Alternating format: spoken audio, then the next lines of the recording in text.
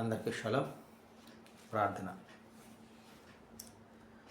సర్వేశ్వరుడ, శిల్వదారి, సౌజన్యాతిరేక, Sharon పుష్పమా, స్తుతిపతి, సాటిలేని కీర్తిగల Adonai, స్వర్ణకాంతుడ, స్వర్గమునకు రాజా, శక్తిగల దేవ, సహాయ కవచమా, శ్రేష్టమైన వాడి ఖడ్గమా, సమీపముగా ఉన్న దేవ, సృజించిన తండ్రి అయిన అదోనాయ్, సత్యమార్గమా, సేవానాయక, సహాయకరమైన కేడెమ, సమస్త శరీరులకు దేవుడవైన అదోనాయ్, స్తుతి కీర్తనలకు బట్టి పూజనీయుడ, సమీపింపరాని తేజస్సుతో ఉన్నవాడ, సత్యస్వరూపి నాద, మీ ఘనమైన నామమునకు స్తుతులు స్తోత్రాలు చెల్లించుకుంటున్నాం తండ్రి. ఈ ఉదయకాల సమయమందు గ్రేస్ గాస్పెల్ మినిస్ట్రీస్ ద్వారా మరి నడిపించబడుతున్నటువంటి ఈ వాక్య ధ్యానమును మీరు నిండారుగా ఆశీర్వదిస్తున్న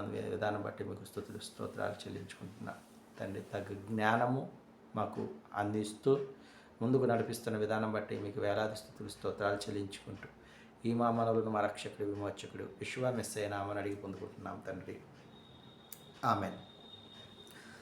అపవాది అయినా సాతాను గర్జించు సింహం వలె ముందుకొచ్చిన, అపవాది అయినా సాతాను గర్జించు సింహం వలె మీదికొచ్చిన, యూదా గోత్రపు సింహమైన యాషోవా మన అండా, యూదా గోత్రపు సింహమైన యాషోవా మన అండ, యుద్ధము యావేదే, యుద్ధము యావేదే,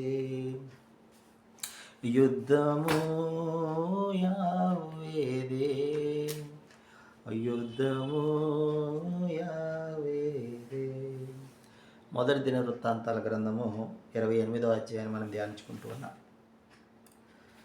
దావీదు రాజు ఈ యొక్క గోత్ర అధిపతులను మరి ద్వార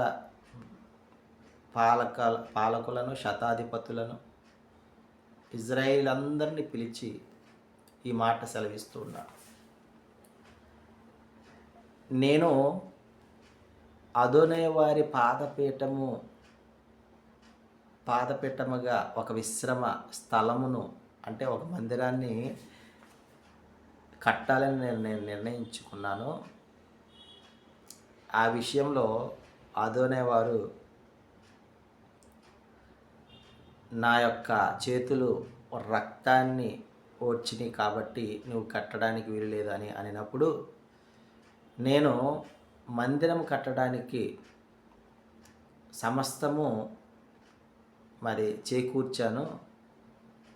కానీ అదోనే వారు తెలియజేశారు ఏమని అంటే, ఆయన నామమునకు మహిమకరముగా నా యొక్క కుమారుడు ఆ యొక్క మందిరాన్ని కట్ట అనే నిశ్చయము ఆయన తీసుకున్నాడు అని తెలియజేసినట్లుగా ఈ అధ్యాయంలో మనం గమనించగలం.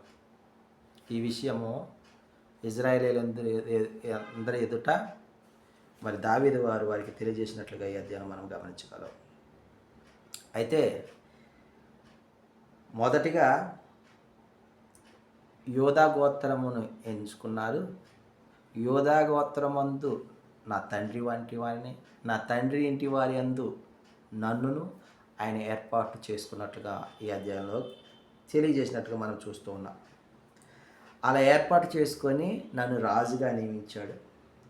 అంత మాత్రమే కాదు, నాకు పుట్టబోయే నా కుమారుడు కూడా రాజుగా చేసి అతని రాజ్యాన్ని నిత్యము స్థిరపరుస్తానని మరి అదోనే వారు నాకు తెలియజేశారనే విషయాన్ని వీరందరి ఎదుట దావీదు రాజు తెలియజేస్తున్న సందర్భం ఇది.